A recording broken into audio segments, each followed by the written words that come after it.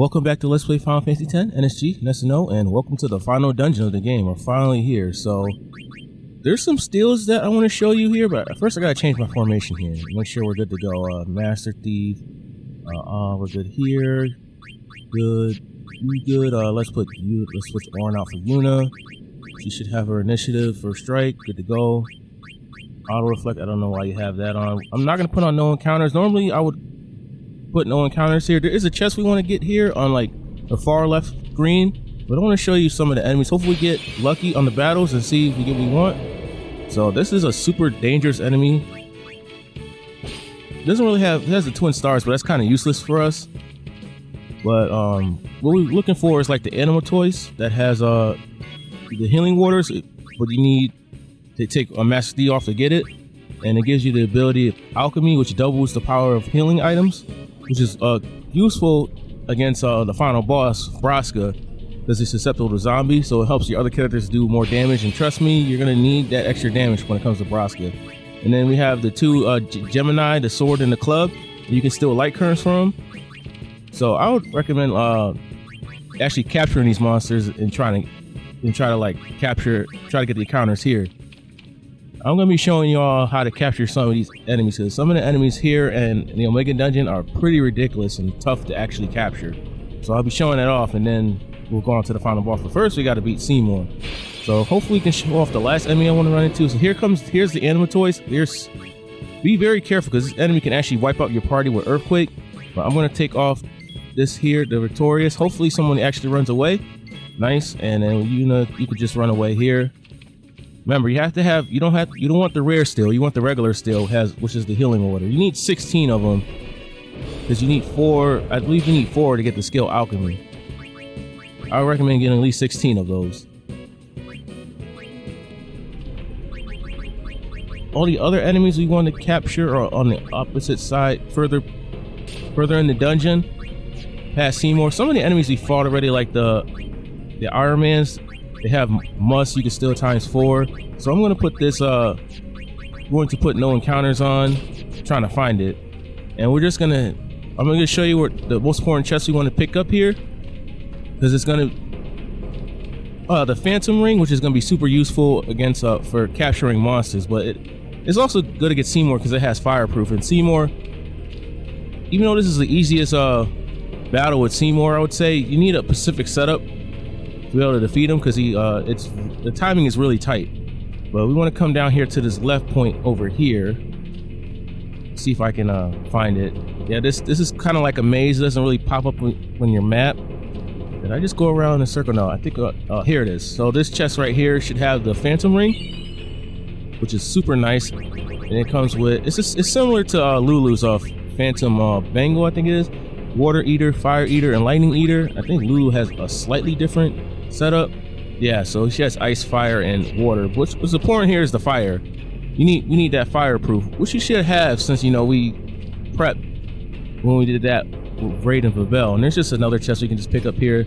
Nothing else here is super useful. You get a nice special spear. Pretty good when using the spear grid, the garbage here. So let's just head to the path where Seymour is, and we'll just then I gotta load my preps, because this file does not have the actual items needed to defeat Seymour. This file does not have like the Auron has with the Masamune, because I didn't do that until I realized I couldn't beat Seymour when I was doing my playthrough here. So we're almost there. It's a long winding path. I mean, should I risk getting game overs with some enemies? I don't know what I'm doing here. Let's go this way here. Let's see. Let's do a little dance. See what else we get, because we didn't see every enemy here yet. What you got? You can take this. Okay, we're good to go. Oh, come on. Getting stuck in that corner there. I'm looking at the map instead of the path I'm actually going on. Because when I first went in here, I was getting encounters every 2 steps, and there goes another encounter, so that's just another Antamoise. We'll just run away from that. Maybe we'll see its Earthquake if we get unlucky here. Might as well steal another Earth. Maybe it'll show it off. I'll just try to steal it and see what happens. There, see, if you have Master Thief, you get a stamina tablet, which is a good item. You know, doubling character's HP is pretty nice, but I have like 99 stamina tonics, which doubles the party's HP. All right, we're gonna be here all day because it decided the regular attack. So why don't we just run away? Yeah, see, the thing about 10 is you seem to get the same encounters over and over again. But let's see, if we get the answer once again, I'll just skip that and I'll turn no encounters back on. Okay, so we just got the same battles again. So yeah, I'm just gonna put no encounters back on and we're just gonna be on our way. I was hoping I could show the Auron Man, but it literally they're like the same enemy from Xanarkin. And like then there's like the guys that do pollen, just a different palette swap with those guys. Has this, I think they have like the sleeping items, not that great. I think we should be getting close to where Seymour is. Now I could go back there and grab that chest, but just remember the other safe picked it up, and I think it's like a level 3 key spear, which is like useless for us. So here we are at the stairs, and Seymour is up here. This is a really short dungeon, but I'm gonna meet you back where I switch to my saves, or we have the preps to be able to defeat Seymour. So I'll be right back. All right, so we're back, and let me go over my setup here. So Rikku has the same weapon and victorious because it has the fireproof, which we need for Seymour. Auron's here with his celestial weapon fully powered up, which has a special formula that I'll go over. It's different between versions, but it still works out here. So it doesn't matter what version of the game, it still works out to defeat Seymour. It's just the Auron's damage might be a little different from if you played the original version of the game. And then we have Yuna here with her phantom ring, once again only for the fire eater. And I was playing around with the wheels and stuff, trying to see if I can come up with a different way to beat Seymour, but the fact is that when you damage Seymour more than 5 times, he'll cast Ultima and kill your party, so it just doesn't work out. But we're gonna use Wakka here anyway for fireproof, and that is going to be our team. So before we fight Seymour, we have to unlock the full power of Auron's celestial weapon. So the lower Auron's HP compared to his max, the more damage that the Masamune will do. So we need to get Auron to get KO'd here before we go fight Seymour. So we're just gonna hopefully somebody run away, which is good. And then we'll just have Auron staying here and get wrecked. So let's just do that. Hopefully he does earthquake, because I don't think a physical okay, never mind. Look at how strong these enemies actually are. Works out for me, makes it easy. And let's put that no encounters on just in case I get unlucky trying to get up these stairs. And we are ready to fight Seymour. So I still have the same items like the Supreme Gems, which we're going to use against Seymour here. And we have to line up our turns, because after we hit him, and like I said, after the 5th hit, he's going to cast Ultima. And his Ultima Don't you ever give up? is super strong, and you can't mitigate the damage. Fortunately, when you lose against this Seymour, it's not a long speech. He's really quick to throw the hand, so not a huge punishment if you actually lose against this boss, which is nice. I will learn to control it from within. But you see, this man has lost his goddamn mind. In the world. Since you were gracious enough to dispose of Yuna, the only means of destroying sin is forever gone. Sure about that? I mean, we standing right here in front of you, bro. Well, Think we came here to have lunch inside Sin's belly? By all means, try. Yeah, he's super cocky, but I mean, we whooped his ass 3 other times. You think he'll get this by now? All right, so we got our lineup here, and you see the wheels line up. They're always going to be on the red, so Seymour's only going to cast firaga this whole battle until we damage him 6 times, and he's going to cast Ultima. So first thing we're going to do is, obviously the classic move is to haste our party with a chocobo wing. So Rikku doesn't have auto haste anymore because we need to be protected by his fire spells. So we're just going to use, going to switch our weapon, and we're going to bring switch Auron for Lulu so he doesn't get KO'd here. And Lulu and Yuna are just going to be switching their weapons for right now. And then we're just gonna wait here, and then we're gonna throw a chocobo feather to get Lulu's feet on par. The other 2, and now we're gonna start throwing Supreme Gems, and hopefully we get really high rolls. But it should be okay. With this setup, the rolls are not really gonna be a huge problem. So now he's gonna cast firaga 3 times on random party members. you know, Seymour is pretty much the same as he was in his first fight at the last phase, where he starts multicasting elemental spells. So it looks like he hasn't learned any new tricks. No crazy swords, no total annihilation, just pure magic. Was kind of disappointing. You think after so much shit he gave you about Gagas that Seymour would be more difficult here, but nope. In a normal playthrough, you just wreck his shit pretty easily. You don't have to even deal with the wheels. It's like a non-factor. The fact that he's locked at one spell type makes it easy for us. So we're just gonna switch there. And now I think I have like 43 Supreme Gems, so I can just count that there by looking at it. And we want to throw 5 before switching, doing the setup to kill him. Remember, it counts how many times you actually hit Seymour with damage. So we want this damage to be huge. There we go, and then we're just gonna switch. No damage.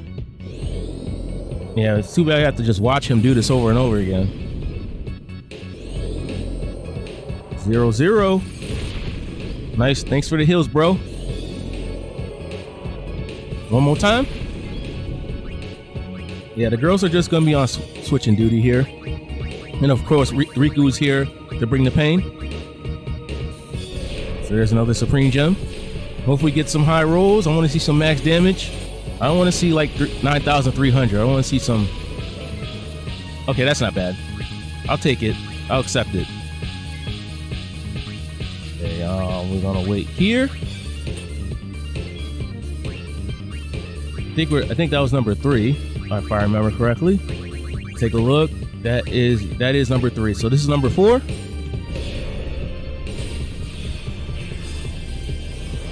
So for his ass right there. Now I just gotta make sure I don't mess this up, because the timing is, the turn lineup has to be very specific here. So here comes firaga.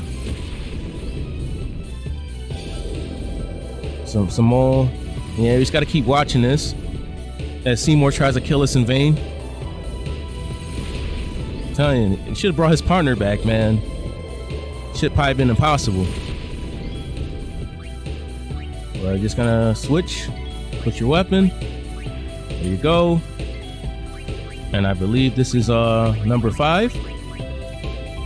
Yeah, that's number 5.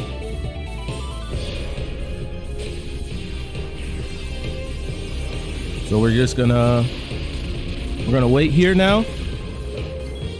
Nice, max damage. Okay, we're in pretty good position here. So we're just gonna have these two switch. And let's see if Rikku switches her armor, she can't. So we're just gonna have her switch her weapon and just wait. And Seymour should cast fire again. Okay, good. Remember, 5 Supreme Gems, and then you want to wait, because what happens is after you do the 6 hit, Seymour's gonna cast the spell and it's gonna get rid of Riku's haste. So what we want to do here is switch Riku's armor so she can switch herself out safely. We can do just that in this turn. So now we're going to switch to the Buccaneer. So when Seymour casts the spell, Rikku does not lose her haste. And now we want to... I'm trying to remember. I think we still wait here. We wait. And now we switch in Rikku for Wakka, since he has the fire immunity as well. I like Wakka here because his speed kind of lines up perfectly for my setup here. I would use Tia's, but he's too fast. So let's have the other characters wait. And we're just going to wait for Seymour to go. Here we go.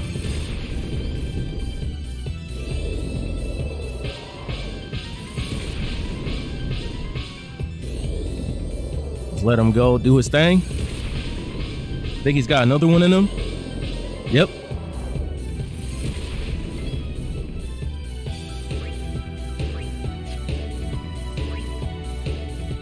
I switch away for Lulu. Now we bring in Rikku here. And now we gotta go for the kill here. So Now we throw a supreme gem and hopefully get a high roll. There we go. Come on, big damage. Not what I like to see. And now we're gonna switch in Yuna, and hopefully Auron does not miss because we need his damage. There we go, nice. And we'll have Lulu cast a blizzard. Yeah, this should do just enough. So we do a supreme gem. Hopefully get a nice roll. So now, even though Seymour's gonna cast a spell, since we still got the effect of haste. Oh, that is a super bad roll. So now he's gonna get ready for Ultima. Rest in peace in eternal darkness. But Rikku should get 2 turns. All right, here comes the dispel. Yes, we did that right, so we're good. We got the win. So now Rikku this gives Rikku an extra turn to throw another supreme gem, since we're using the other character's speed to line up the turns perfectly. So there we go. There's the max roll, and we don't even need Auron's damage here anymore. We just needed like one of his hits, but now we can just cast Blizzard, and he only has like 600 HP. And just because he's an asshole, I'm gonna throw a supreme gem at him anyway. Screw this guy. And that is Seymour. Get his ass out of here. Yeah, once you line up your turns, it's all about using that CT manipulation to get those extra supreme gems to kill him in time. Otherwise, other than that, this boss is a joke. But he has a very dramatic death. Asshole out of here. There he is. Done. Send him. I'm tired of looking at him. Get him out of here.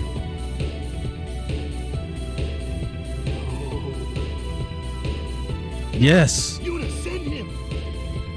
Right. Go.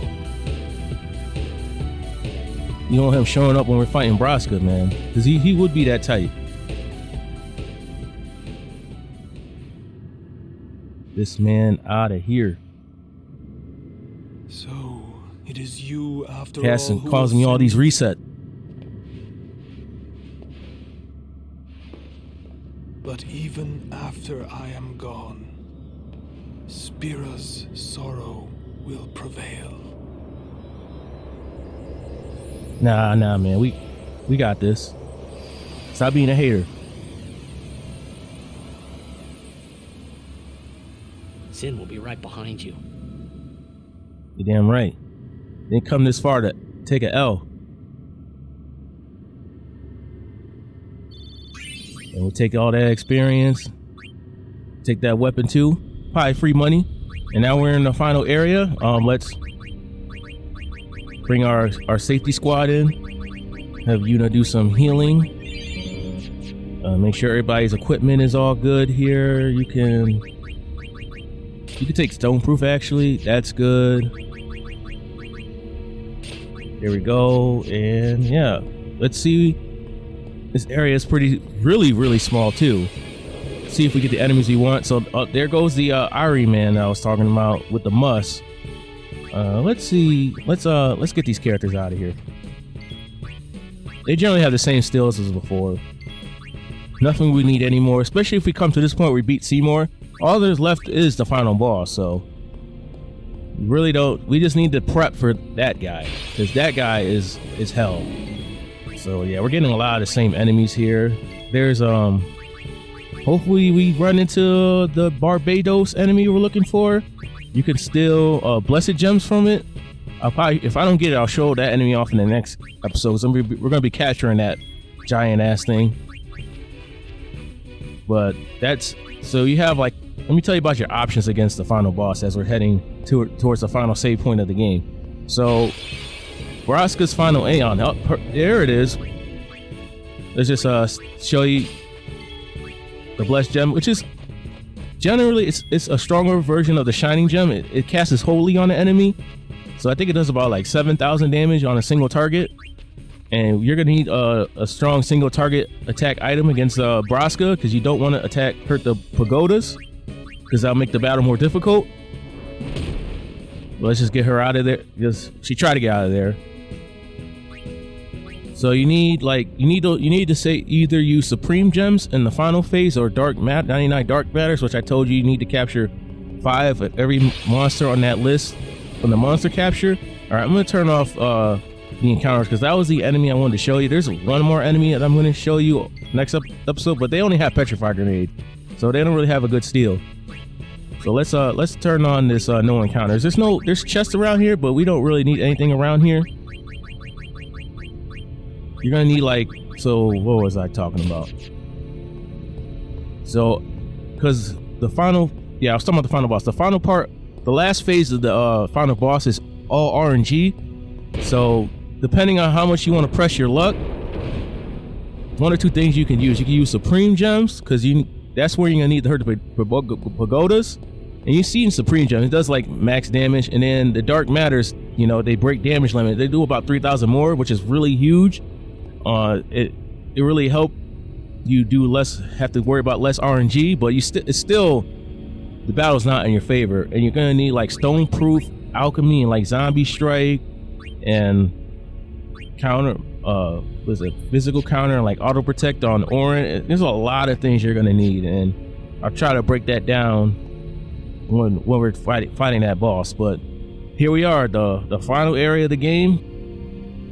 This is it, boys. Some monster capturing, and then we finish it. So end it here, come back to the channel. I'll keep bringing it to you. Like, comment, subscribe. See you.